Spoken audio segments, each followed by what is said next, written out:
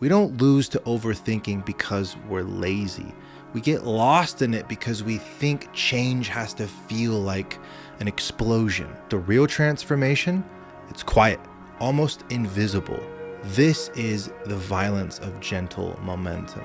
We worship huge awakenings, happenings, sudden shifts when it comes to moving through self-limiting behavior. But the deadliest killer of overthinking and self-doubt is a subtle, quiet pulse. When you dramatically announce that you're gonna overcome and that you're gonna march towards consistency and finally keep showing up, your overthinking brain gathers its own army. It feeds on opposition and theatrics. But when you take tiny, quiet moves over time, you bypass all of that resistance. Overthinking is a diva.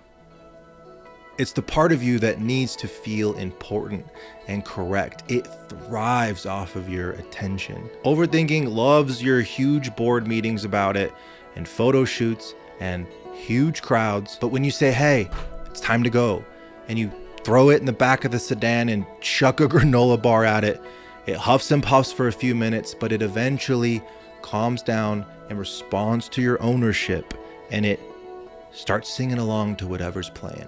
Overthinking is your safety mechanism's most beautifully gilded golden cage. Make the guards think you're a cook.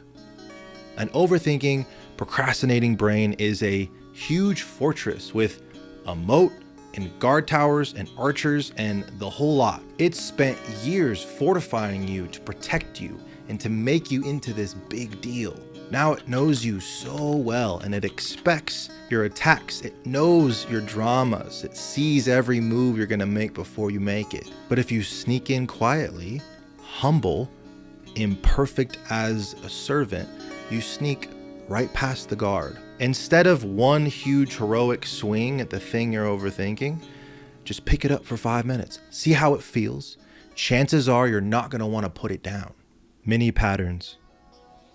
Evolution itself runs on repeated microscopic adjustments. Nothing dramatic, no applause, just endless invisible refinement. This is the quiet but really graspable truth of constructing any kind of organism. We can't even begin to comprehend the enormity of our desires and our dreams and what we want. But what we can see is that first little fucking centimeter that just needs to be repeated again and again and again. The building blocks of matter are micro acts of consistency. This is where compounding begins. This is where it gets violent, gentle, forward, steady, repeated movement. The self-validation loop. A lot of overthinking is a craving for acceptance. You inflate the process, polish it, perfect it, just to feel safe being seen. But the instant killer of that loop is self-validation. You enjoy doing it, so you don't need external validation. So you do it more, so you don't overthink it, and the cycle repeats. And at first it's hard to maintain because enjoying doing something sometimes feels unproductive to our validation-crazed Western minds. But if you can self-validate long enough for the world to catch up, you become lethal. The world rewards quiet killers. We don't remember the loudest in the moment. We remember the ones who stayed consistent in the dark. Van Gogh painted in abject poverty. Meryl Streep rehearsed in complete anonymity. Warren Buffett drives a $30,000 car and reads in the dark. Einstein sat alone for countless hours and ran experiments that completely rewired the universe. The world rewards quiet killers. If you can move forward without applause, you're a special one. And that's the same energy we put into the silencer, the 30-minute reset for creators who can't stop overthinking. It's not about forcing motivation. It's about learning how to move while being self-validated. You can find it below. My path. This is tough to admit, but my greatest drives have always been fear and insecurity. And in my early 20s especially, that really plagued me because it turned into this desperate need for dramatic gestures of validation and dramatic bouts for approval and attention. I really worshipped the big, loud transformations. But when I finally started to grow out of that loop of needing those happenings to soothe my insecurity, I realized that my greatest weapons were the things that were always whispering. And a lot of it came down to compulsion.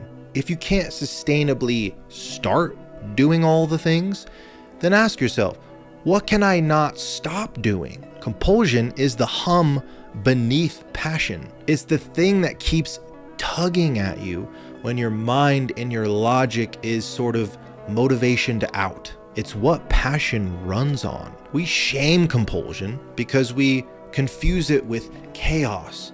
But healthy compulsion is your body's way of pointing you back to alignment. This is what it sort of looks like for me. There's these subtle, floating below whispers that don't go away. But when I ignore that hum and I bury myself in bullshit noise and comparisons and validation loops, I lose that hum. But when I follow it as much as I can, I tend to move, and I move pretty effortlessly. The times when I have found real, sustainable consistency were not when I was trying to crush inconsistency. It was when I stopped shaming my natural rhythms and started to actually listen to the parts of me that just wouldn't shut up. Showing up. Gentle momentum looks boring to an anxious mind, but when you're really in tune with what moves you forward, you realize it's this passionate, quiet force that just wants you to keep showing up. You don't need explosions or signs from above. You need a pulse built on self-validation, a quiet hum of healthy compulsion, repeated daily, is the fucking orchestra that overthinking never allows you to even hear. And when you finally hear it, that's when the violence of gentle momentum kicks in. I hope this one helped. I think you'll dig this one next. As always, my friend, I believe in you.